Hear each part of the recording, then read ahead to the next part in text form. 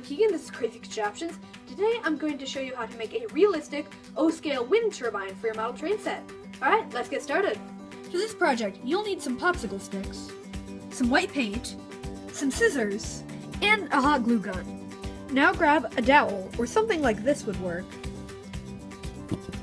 Start by taking 3 popsicle sticks and cutting them each like this. Once you've completed that, it should look like this. Now use the hot glue gun to glue them together like this.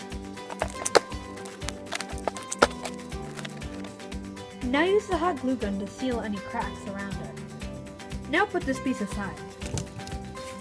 Take another couple popsicle sticks and cut them into pieces that look like this. Now glue the 3 pieces into a triangle and put this on the back. When you're done, it should look something like this. And glue this piece on the top, like this. Next, flip it over and glue the triangle piece on the back. When you're done, fill up any cracks there might be with hot glue. Alrighty, now we just need to paint it. Once you've painted it, you're done.